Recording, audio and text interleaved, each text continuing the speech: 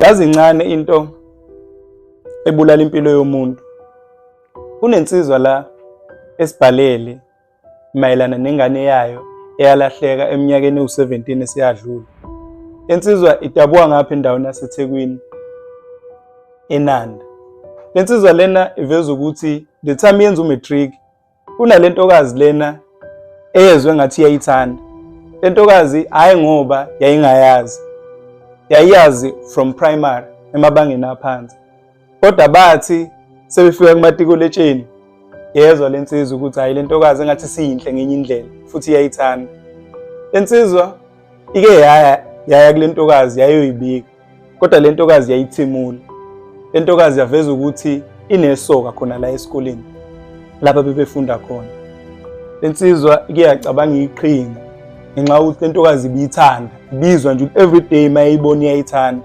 Yacabanga iqhinga lokuthi yenza ucwaningo mayelana naleli soka lalentokazi ukuze ibone ukuthi leli soka lithanda ngempela yini.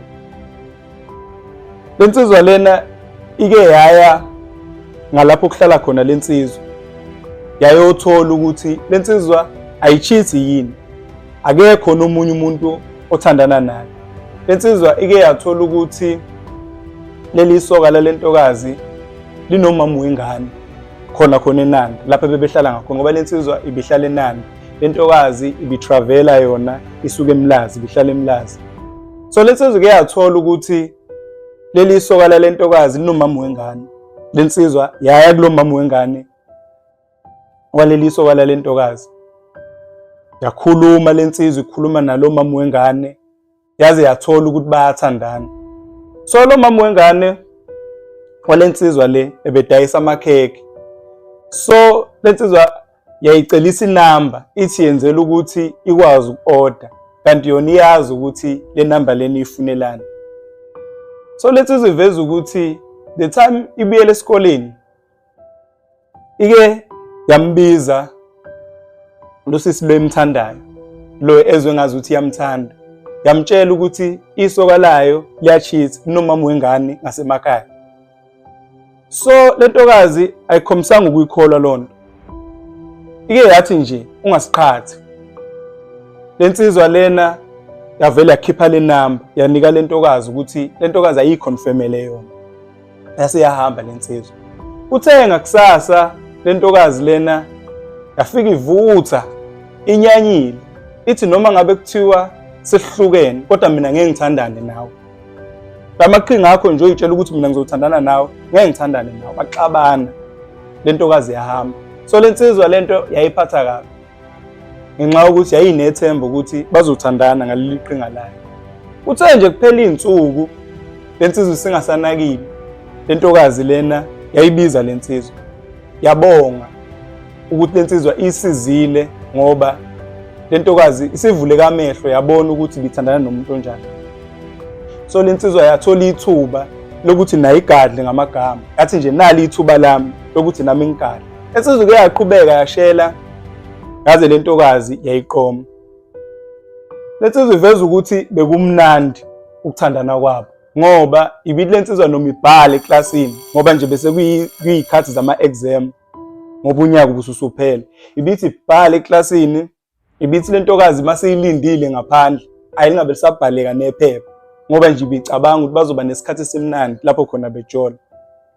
Lensizwa iveza ukuthi ngalowo nyaka ke basiqeda isikole kwathi ngonyaka olandelayo usuphakathi nje lentokazi yavele yamitha. Lensizwa lena ithi yacabanga ukuthi ayivele isize labantu abakhanda izindlu yenze nje ama-piece job aselokishini ukuze ithi ingane ifika isihlelelwe ngezinto. Lensizwa iveza ukuthi iyenze kanjalo kuthe nje inyangeni ezimbalwa ibisureyizile u-3,500. Lensizwa lena yatshela lentokazi ukuthi sinemali engaka. Lentokazi yasuggest ukuthi yini ngale mali ongavela ukwenza security ukuze uthole umsebenzi wangempela. So ngempela lensizwa yenza kanjalo. Yafunda security, yafesa futhi lensizwa. Yaza aqashwa ngaka kwenye ihaba eseThekwini ebizwa kuthiwa kuseMtateni. So lensizwa nje sisebenza beku-right yonke into. Uthi kwahamba inyanga ingane yazalwa. Lithe mayizalwa ingane konke nje kwakuhle.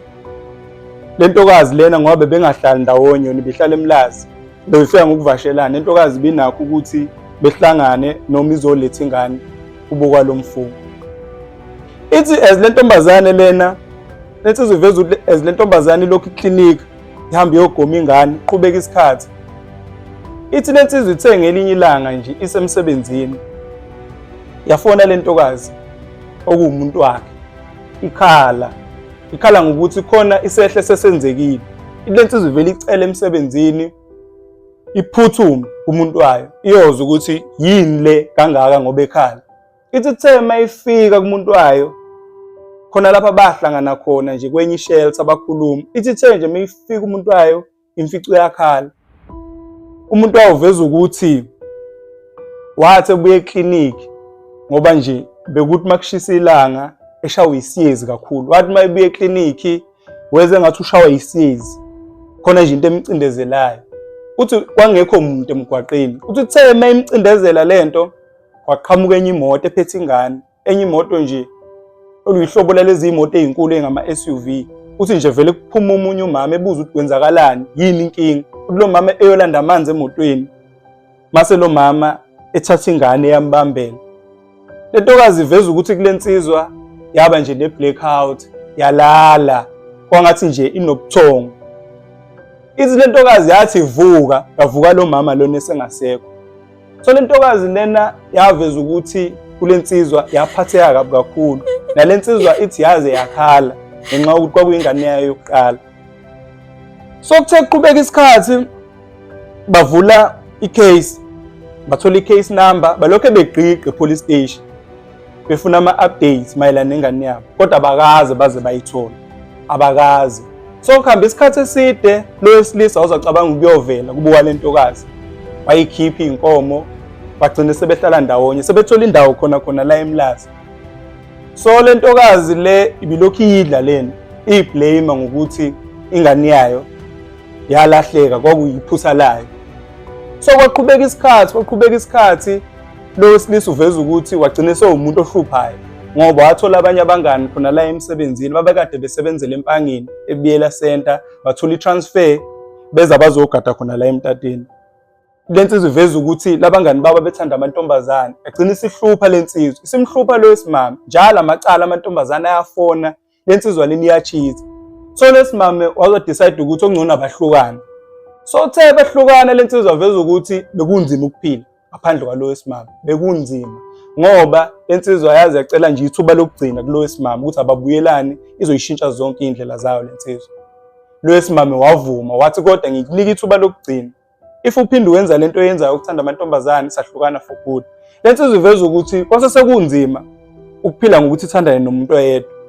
Yathola isu lokuthi okungcono ukuze nje bengaxabani lokho ekufona amantombazane, ayivele iphile nje ngokuthenga omahosha.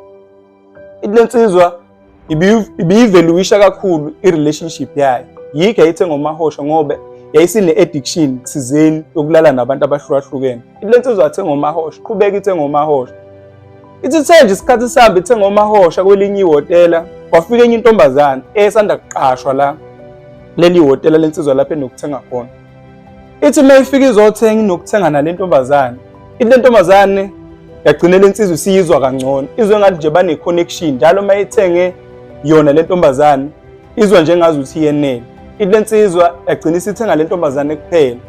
Ngalendlela leni yokuthi ngisho le ntombazane leni ine client, lensizwa ilindela nje ukuthi nje iyazi ukuthi le ntombazane inika iservice eright.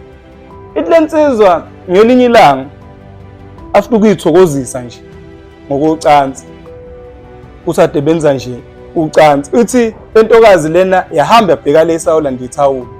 Uthi manje uyayibuka le ntokazi la esithweni ngemumva sengakwa right, inomkhango, i-birthmark. Uthi le birthmark lena ifana ngqo nengane le yalahlekayo. Uthi ayibuke nje ibheke lena, uthi ithi mayibuya eyibukela ngasemlonyeni udebe lolangena. Uthi udebe layo kwangathi liqayekile, nengane yabo yayinodebe oluqayekile kodwa leliqayeke kakhulu ngaleso sikhathi. Uthi manje le ntokazi sengathi umuka. Uthi hayi, ethi methi uyayibuza le ntokazi ukuthi iwubani idabuka kuphi, uthi le ntombazane vele uthi iwuzanele yona. Uthi methi uyaqhubeka uyayibuza le ntombazane vele nje ikhombise nje ungayithandi leyo nto. Ithi wena kanti uzothenga lana noma uzongifaka nje kwi-interview. Le ntombazane ingabi nasikhathi. Kube ngathi bayaxabana ile nsizwa ihambe. Le nsizwa lena mayilokhu isekhaya ilokhu ihlupha lento ngoba ithi yazi abuyela ku-album lapho khona kwakuney'thombe zengane yabo ibuka le bedmark le ibona ukuthi hayibo ngathi phela ingane yami. Uthi abuyela ngakusasa le nsizwa kule ntokazi ifuna ukuyibuza le ntokazi nje ithi busy iyasebenza la. Le nsizwa ike yafika nesu lokuthi okungcono ithathe u-4,000 kuma savings ayo ivele ibribe le ntombazane lena masicela ukuthi bephume beye kwi-date yenze ngazi ukuthi iyayeshela. Ithi isu layo lasebenza ngoba le ntombazane yavuma baphuma bahamba bayo kwi-date. Uthi uthe mabefika nje bexoxa lwesilisa wabuza ukuthi ubani uqhamukaphi eyibuza nje ngemvelaphi yakhe. Uthi le ntombazane yaveza ukuthi ibihlala nomunye umama ibitshela ukuthi uma wayo nomunye futhi ubaba.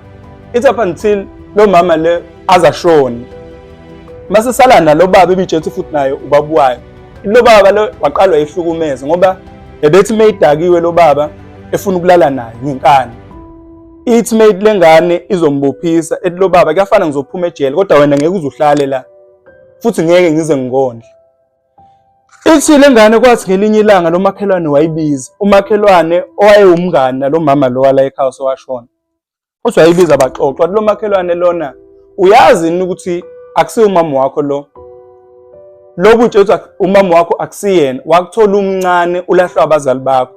Le ngane yaphatheka kabi ngalendlela ukuthi yazi yakhala. Uthi le ngane iveza ukuthi yayikhalela ukuthi yikho shuthi lo baba iphatha kanje elala nayo ingoba lo baba akayizali. Uthi nayo le ngane sazagonyuluka lo makhelwane ukuthi lo baba lo ulala nami. Uthi lo makhelwane lona yamphatha kabi lento futhi wayithathela phezulu ngalendlela ukuthi lento yazi ya report e-police station lo baba waboshwa.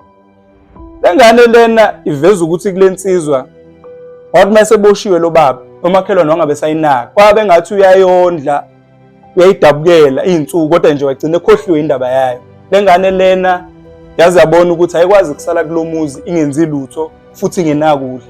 Yazi yacabanga omunye umngani wayo ohlala eThekwini yakhuluma naye ukuthi ecela ukuzofesa khona. Lo mngani wayo wayifakela imali wathi ayize. Intokazi ithi yafika kanjalo eThekwini. Ithi yathi nje ifike eThekwini besafesa nalomngani wayo nabanye abangani.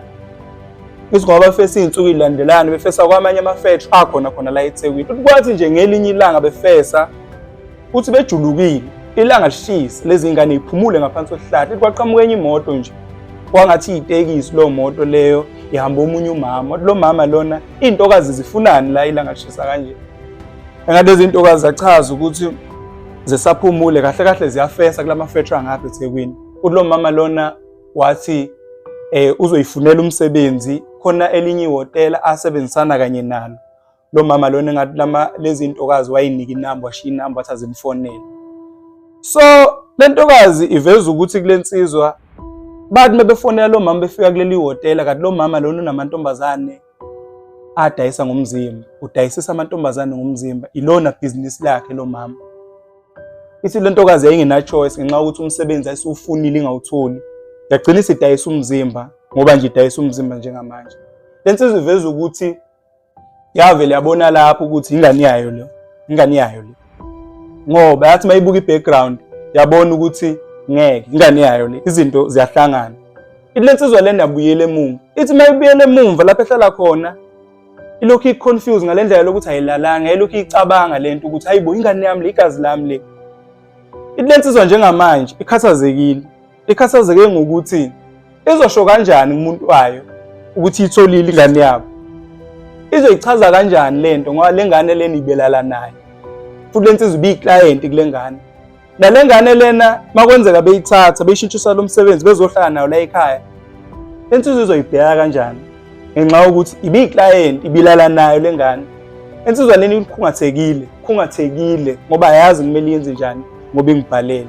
Ngiyacela ke kuma comment ukuthi niyibonise ngendlela ekahle ukuthi yini into engayenza njengoba ikhungathekile njengamanje. Isiphi isinqumo lensizwe engasithatha esiqondile.